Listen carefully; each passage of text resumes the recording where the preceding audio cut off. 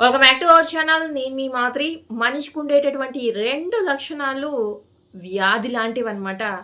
ఇవి మనిషి ప్రపంచంలో అల్లకల్లోలం సృష్టించేటటువంటివి అనమాట.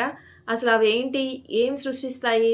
ఏంటి ఆ లక్షణాలు అని అనుకుంటున్నారా? ఏం లేదండి. 1 అసూయ, 2 అహంకారము. ఇవి ఎక్కడైతే ఉంటాయో అక్కడ సర్వనాశనం మొదలవుతదనమాట. మీరనుకోవచ్చు, అలా ఉన్నవాళ్ళు ఎవరు సర్వనాశనం అవ్వలేరు. అవ్వలేదు, ఇంకా బతుకుతూనే ఉన్నారు అంటే బతుకుతారు. కానీ ఖచ్చితంగా వాళ్ళ నాశనానికి వాళ్ళే పునాదులు కూడా వేసుకుంటారనమాట. ఎందుకంటే ఆ అసూయ, అహంకారం అనేవి వాళ్ళని సంతోషంగా ఉండనివ్వవు. ఎదుట వాళ్ళు సంతోషంగా ఉండినా కూడా వీళ్ళు చూడలేరనమాట. దానివల్ల ఏమవుతది? ప్రశాంతత అనేది మనసులో ఎప్పుడూ కూడా ప్రశాంతత ఉండదు. మనుషులెప్పుడు ప్రశాంతంగా ఉండలేరు. వాళ్ళుండరు, పక్కనోళ్ళు ఉండనీరనమాట. వాళ్ళతో ఉండే వాళ్ళకి ఎంత పెద్ద తలకాయ నొప్పిగా ఉంటదంటారు. ఏంట్రా బాబు వీళ్ళసలు వీళ్ళెందుకొచ్చారు మన లైఫ్‌లోకి? వాళ్ళుండట్లేదు, మనల్ని ఉండనీయట్లేదు అన్న ఫీలింగ్ కూడా వీళ్ళు తెప్పిస్తారనమాట. అంత భయంకరమైన వ్యాధులనమాట ఇవి. ఈ 2 కూడా ఉంటే వాళ్ళు ఒక వ్యాధితో బాధపడుతున్నట్టే అనమాట. అసూయ ఏం చేస్తదండి? చిన్న విషయాన్ని కూడా తట్టుకోలేదు. అరే! వాళ్ళకుంది, మాకు లేదు. పక్క వాళ్ళు అందంగా ఉన్నా వీళ్ళు తట్టుకోలేరు. పక్క వాళ్ళు ఏదైనా కొనుక్కున్నా వీళ్ళు తట్టుకోలేరు. పక్క వాళ్ళు ఏ చిన్న విషయంలో బాగుపడుతున్నా వీళ్ళు తట్టుకోలేరు.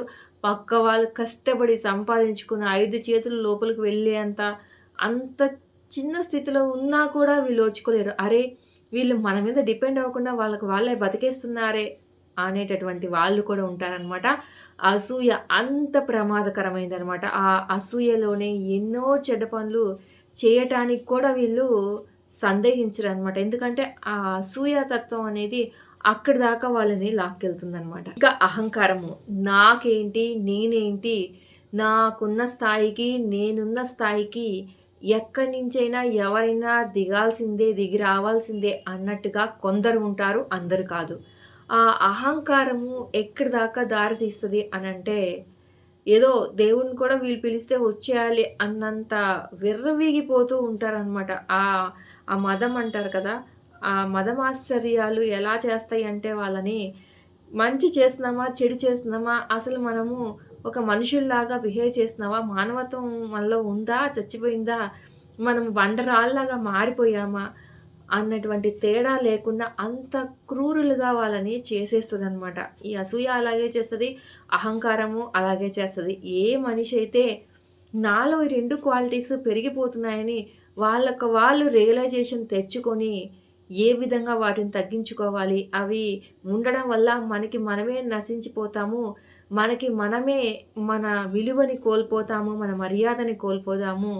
ఆ విధంగా తద్వారా మన చుట్టూ ఉన్నాళ్ళని కూడా కోల్పోతాము అన్న జీవిత సత్యాన్ని తెలుసుకొని ఇప్పటిదాకా జరిగిందంతా కూడా పక్కన పెట్టేసి ఇకనైనా మారదాము, ఇంకనైనా మార్పుని ఆహ్వానిద్దాము, మార్పు తెచ్చుకోవటానికి ప్రయత్నిద్దాము అని అనుకున్న వాళ్ళు మాత్రమే ఈ వ్యాధిలో నుంచి బయటపడిపోతారు. కానీ లేదంటే అది క్యాన్సర్ లాగా అణువణువు కూడా చేరిపోయి మిమ్మల్ని కబళించి వేస్తదనమాట. జాగ్రత్త.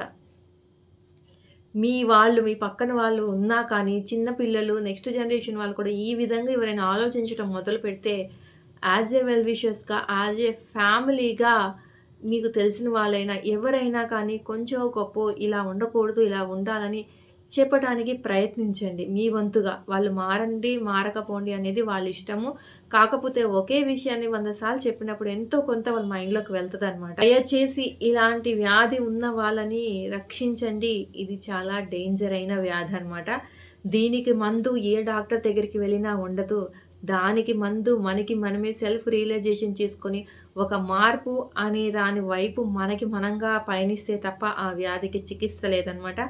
చికిత్స లేని ఈ వ్యాధిని దయచేసి గుర్తించి మీకు మీరే నివారణ చేసుకోండి. ఇదండి ఈరోజు వీడియో.